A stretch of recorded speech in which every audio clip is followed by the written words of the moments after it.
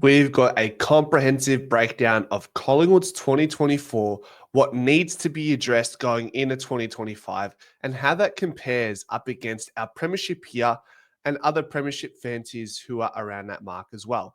So I do have a nice little document to dish up for you guys, and we've got our mate Whisper on the far left. But if you can divert your attention to all the numbers and colors here when it comes to this table we're looking at that I made in Word because I'm not competent at Excel, but we'll leave that for another day.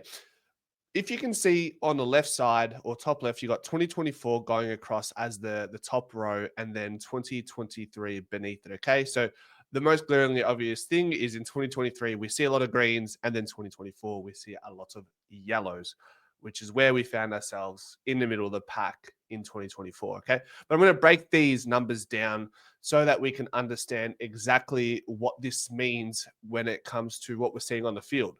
So let's start, just quickly nip this in the bud. Points for and points against is the overarching picture, right? We can see our points for in 2023, we were fourth on the ladder as far as total points were scored, and then third on the ladder for points conceded. And then points conceded, we can talk about Nathan Murphy. We can talk about the ball being moved easily against us, but we'll get into a deeper conversation with that in just a moment. In 2024, we fall down to 10th and 12th, respectively, in points for and points against. So these stats here that I have in front of us are probably the key indicators for mine when it comes to what makes a premiership side and gives us a real great overview of where we're at as a club. And the scoring origin and score sources are a very important starting point because it paints the picture as to what's happening, right? So let's start with our defensive half scoring. So the scoring origin beginning in our back half of our field, right? I'm going to do differential because absolute and in totality isn't relative to what's happening in the game. So you might be a team who scores a lot of defensive half points, but it's kind of redundant if you're also subsequently conceding a lot. So let's just look at the differential average between each team you played in any given round. Okay.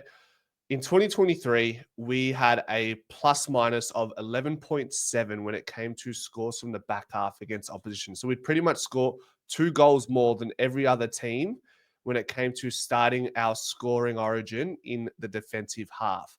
And that was really a linchpin in our game with players like Jack Crisp and Nick Dacos really leading from the front in that realm. And then what changed in 2024? We go from the first number one team. We were pretty good in 2022 as well. That's where the inception of it all began when Fly McRae came across.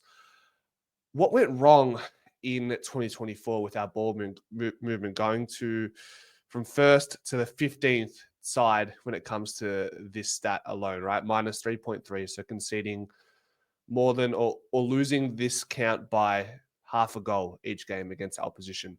The obvious one for mine is Nick Dacos moving into the midfield in a situation where we really needed Nick Dacos to thrive in the midfield and help us with our injuries that were there at the time. And now we find him representing Collingwood in the midfield on a full-time basis and wouldn't make sense to have him anywhere else, but did leave a gape, this hole in our back line. Same with Jack Crisp, having injuries in that middle portion of the year, saw Jack Crisp's midfield time extend into 80% midfield time, where we were typically accustomed to 70, 60, 40, 50s across the course of the last few years. And last year in 2023, he really thrived as that running half backman and played more wing, half forward / mid this year. So we weren't able to fill that hole.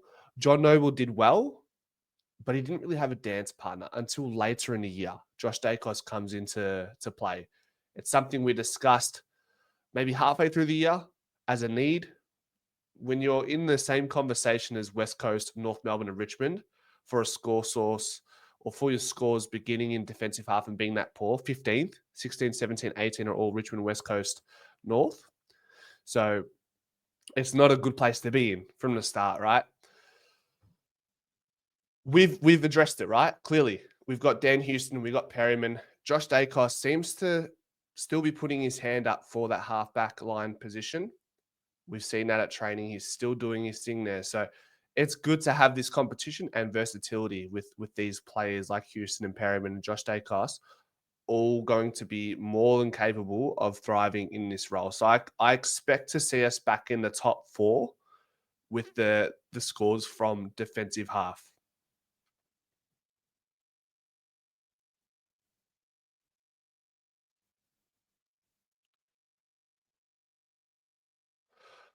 While we did see a decrease in our scoring origin beginning in defensive half, we saw an increase in our forward half relative to 2023. In 2023, we were, it's quite yellow, ninth, guys. We were ninth, and we had a plus minus of 3.1, a half a goal. In 2024, we nearly averaged a goal more than our opposition with our scores beginning in the front half. You could probably, it could be attributed to the pressure we have in our forward line with McCreary, with Lockie Schultz coming over, Bobby Hill, Jamie Elliott, Joe Richards. These players definitely would have caused some front half turnovers, which is good to see holistically for the side, that we can add another string to our bow when it comes to where we can score from. Me playing devil's advocate, I could say, well, maybe our forward half game improved because we got stifled in our defensive half ball movement. So we'd move the ball from defense half to forward half, and then a stoppage would occur, and then it would translate into a forward half goal. In saying that, I wonder if, even if that happens, is that still considered a goal from the defensive half? If you guys know any better than me, let me know in the comment section. But yeah, look, we added some pressure with Lockie Schultz, and we see an increase, scoring a difference of a goal a game effectively against our opposition when it comes to that scoring realm. Okay, the big one that is probably underrated and not spoken about enough is the dominance from centre bounce, the importance of the dominance, especially in final series where the game is pretty congested and quite stoppage heavy. If you can get the ball out of the midfield, out of the centre bounce, when the game is open in the 6-6-6 zonal region, the way the game starts before the bounce, you're going to do yourself massive favors, right? So in 2023, we were the number 1 team for centre bounce differential. You look at that game in the grand final against Brisbane, the goal that won us the grand final in the end was that centre bounce with Pendlebury, De Goey, and Nick Dacos all linking up for that really quick goal after responding to the Charlie Cameron one, which we all must have all been horrified and traumatized about, given the way the 2018 grand final went, right? So in 2024, we dropped from number 1 in 23 and to the middle of the pack in 2024. I remember we got killed against Geelong out of the middle late in the season. What we weren't even plus one behind from centre bounces in our game. So we just nullified it, but we didn't take advantage of it. And with no Tom Mitchell, Jordan De Goey, Taylor Adams, Pendlebury having an injured bicep for the majority of the year, you can't rely on players like Sullivan, Ned Long, McRae, Bytel to dominate from centre bounce when those players are missing. You look at previous grand finals, best averages was 14 in the season. So the best average for a centre bounce differential for the best side in the last few years was 14 points, so 2 goals.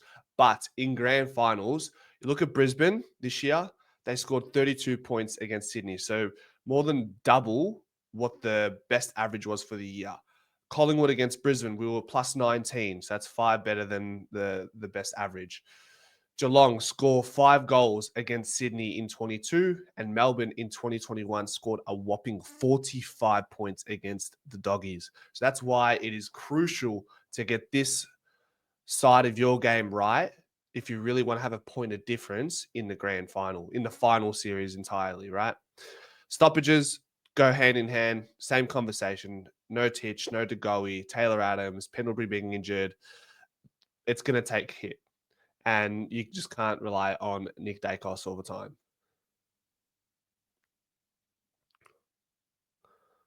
In 2023, we were the number one team in when it came to turnover, scoring nearly 2 goals a game, differential between us and our opposition, and then that dropped all the way down to 11th on the table, barely averaging more than a behind plus minus against our opposition. So the problem is now we look slow on turnover when a game opens up, and then when you're poor with the ball in hand, tying that in with our defensive half ball movement, which has failed us this year, it's hard to defend from turnover when you tie in how slow we are on the outside at times and our ball use.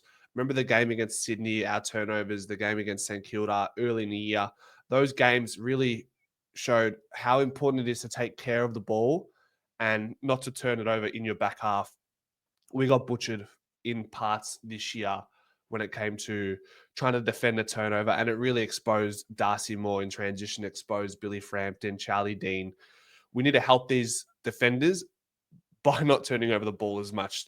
This can extend into a much deeper view and strategy, but I'm not here to do that. I'm not the coach. I just want to point out some issues and draw some links and connections as to why these things are happening. Now, the good thing is we maintained our tackling, and I mentioned with our forward half turnovers improving. It is an interesting one. You take it with a grain of salt, right? 2023 we were the number one side, and we also won the premiership. In 2024, we were the number two side. We didn't make finals. So it's hard to get a read on, as we had less time in possession this season, right? So when you have the ball less, and we'll talk about uncontested possessions, when you have the ball less, you probably have more opportunity to tackle the opposition. Whereas last year, we weren't as bad with possession. Like we had the ball, we had more possession time with the ball in 2023 compared to 2024, but still had the same average. So to me, that just says it's not complete. It's not clear as to how the tackle stats in 2024 reflect on us compared to 2023, because they're two completely different situations. So take that one with a grain of salt. And I just remember a lot of broken tackles this year, more than many other years. And I wonder if broken tackles are accounted for in the tackling stat. Champion Data does a good way of breaking it down, but we don't have access to that. So we only have tackles at face value, unfortunately. Segueing that into possessions, I felt like in periods this year, we just conceded far too many uncontested possessions. And they just, these teams, when we conceded these uncontested possessions, they moved it with purpose. There's a difference between possessing the ball and having no intent. Hawthorn have been guilty of that at times earlier in the year. But when teams get it right, it can be really damaging and penetrating, and you see it coming from a long way back because of the build-up, right? In 2023, as I mentioned, we were the 10th side when it came to points or differential in uncontested possessions. We were +4, right? In 2024, we were minus 27 possessions, which had us as the third worst team in the comp when it came to that stat. What are you going to do when you don't have the ball as much and teams are doing things with the ball in possession with these uncontested possessions? There's not much you can do. I look at the stretch between Geelong, Hawthorn, Gold Coast, Essendon. Against Hawthorn, we were minus 116. Against Geelong, we were minus 60. Against Essendon, we were minus 61. Against Gold Coast, we were minus 71. And that average over those 4 games was minus 77 in the uncontested possession realm. And those teams all beat us comprehensively and moved the ball very well with purpose.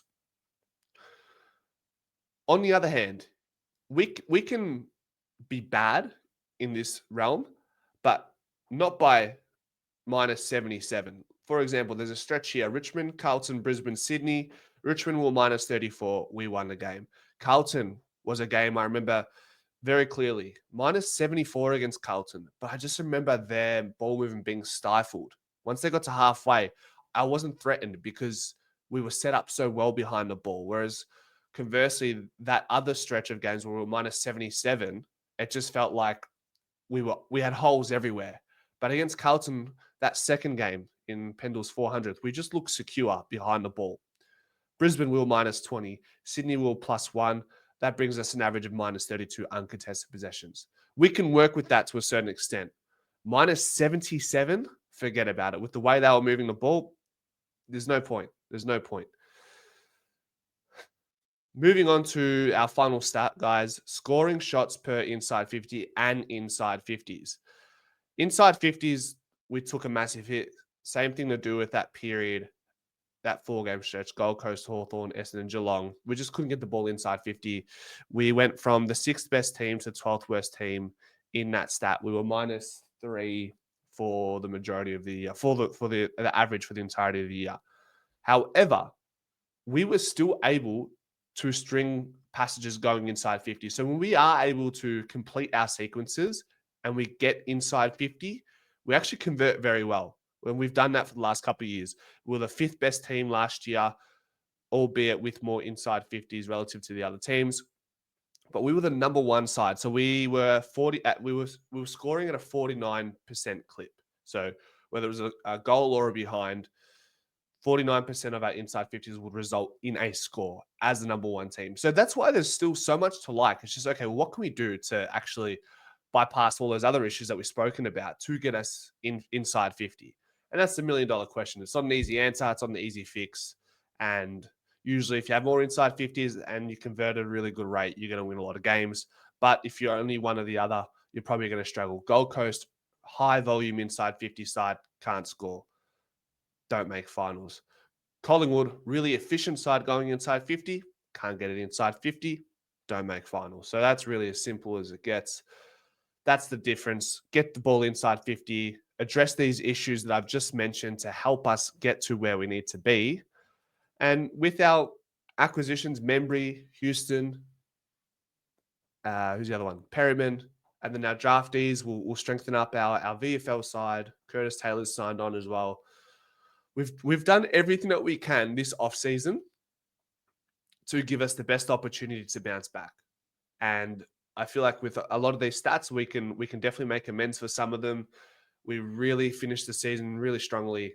So hopefully we can get back to where we were in 2023 and 2022.